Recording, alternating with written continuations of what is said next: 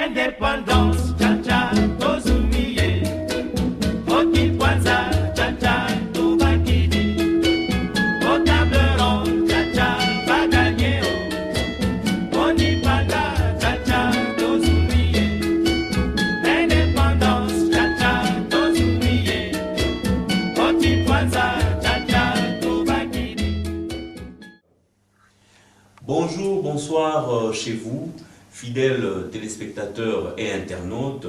Cette émission démarre, notre émission 1+, qui est aussi la vôtre, parce que vous prenez le temps de la suivre. Nous sommes là, une fois de plus, dans cette tristesse qui nous frappe. Quand j'ai dit nous, c'est nous la diaspora congolaise, c'est nous les Congolais de l'étranger, parce que l'un des nôtres a été, entre guillemets, mort, et nous nous dirons assassiné lâchement à Kinshasa par la garde présidentielle. Il s'agit bel et bien du regretté Arma Tungulu qui était résident en Belgique. Il avait une femme en Belgique et des enfants belges, et ce Congolais de l'étranger était en vacances à Kinshasa.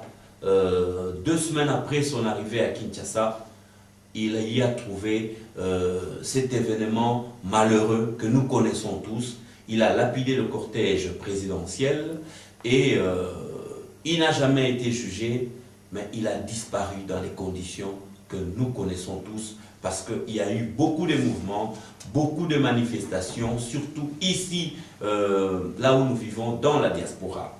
Je peux rapidement vous dire que mercredi, le 29 septembre, quand Arma a été arrêté, juste après, donc samedi le 2 octobre, il y a eu le communiqué officiel du procureur général de la République sur place au pays. Mais directement le lundi qui a suivi, donc le lundi 4 octobre, il y a eu un sit-in devant l'ambassade de la Belgique, ici en Europe, donc l'ambassade du Congo en Belgique, et les Congolais ont manifesté. Juste après, le même jour, la dame, donc l'épouse d'Armand, la veuve, a été reçue par le conseiller du ministre belge Vanecker, ministre des Affaires étrangères. Il y a eu un mémo qui a été déposé au même sujet. Et mercredi le 6, il y a eu encore manifestation à Paris. Les Congolais se sont levés et se sont mis debout de partout parce que la cause de notre ami Armand était juste. Vendredi, il y a eu encore une autre manifestation, c'était là à Londres. Les combattants de Londres y étaient en masse. Ils avaient un symbole en main, c'est la pierre. Aujourd'hui, mon invité s'est improvisé aussi sur ce plateau avec un caillou. Nous allons chercher à comprendre pourquoi notre ami que je vais vous présenter est venu avec cela. Mais finalement, c'était hier, pendant que nous sommes en train de tourner cette émission, donc hier, il y a eu une grande manifestation que nous avons appelée la manifestation blanche. C'était à Bruxelles, beaucoup de gens sont venus de partout et c'était une réussite totale. La femme de M. Arma Tungulu a même été reçue par l'ambassadeur des États-Unis au Royaume de Belgique. Vous avez suivi tout ça et nous allons vous donner des extraits, des images par-ci par-là dans nos interventions.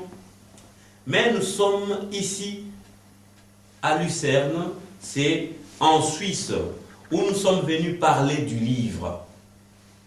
Ça nous paraît quand même un peu étrange dans le milieu congolais, parce qu'on est habitué, nous nous sommes habitués à parler de la musique, nous nous sommes habitués à parler de la politique de manière vague, mais ici, il y a un livre qui a été écrit par un Congolais que je vais vous présenter.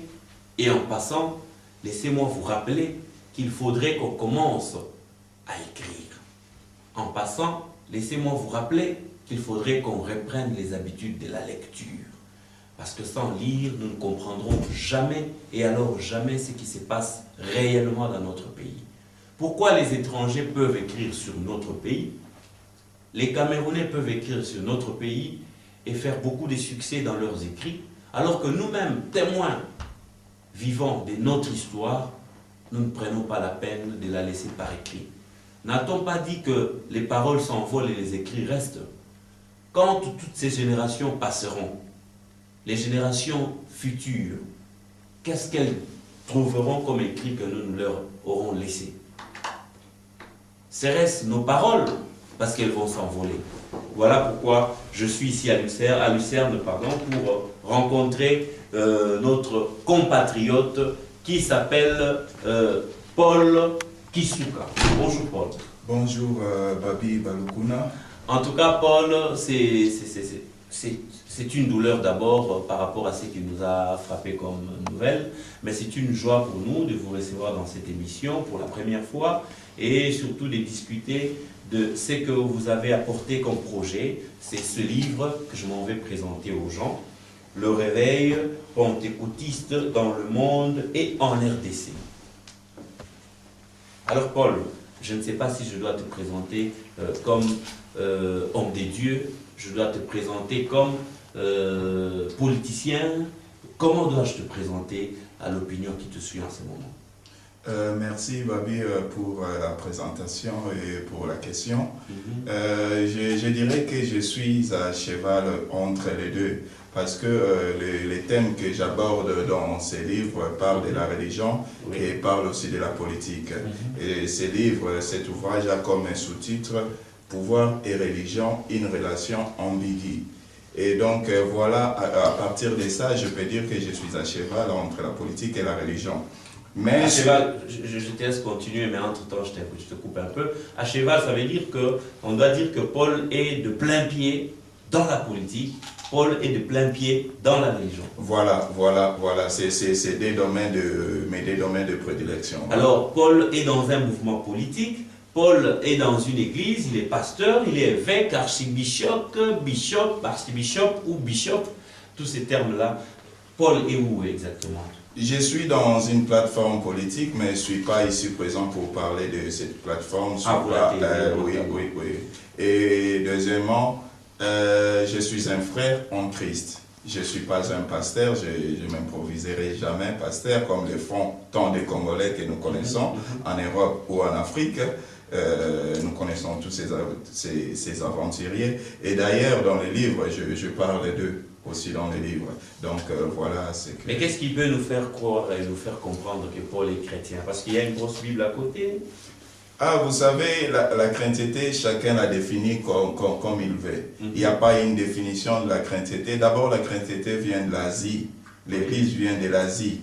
Et donc, nous avions copié parce que il y a eu à un certain moment des explorateurs qui sont venus de partout et ils sont venus avec la religion. Et nous avons accepté cette religion et aujourd'hui, nous prenons cette religion et nous la restituons à l'Occident qui nous semble actuellement à côté de la religion qu'elle nous a amené, à savoir le christianisme. Je vois à côté de vous là une carte de baptême, donc vous avez vraiment, comment je vais dire, escaladé toutes les étapes de la chrétienté. Oui, à la présence de cette carte de baptême, je vais le faire voir à tout le peuple congolais d'abord, parce que nous, quand nous avons été nés, nous étions des catholiques.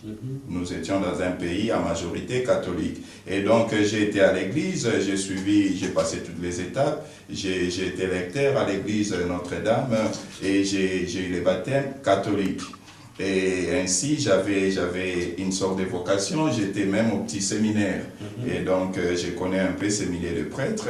Et par rapport à ce que l'Église catholique nous a donné et la façon dont elle se comporte aujourd'hui, j'ai amené cette carte pour faire voir aux chrétiens de tous les Congos qu'on peut être catholique, qu'on peut être, je ne sais, membre de quelle église, l'église ne sauve pas.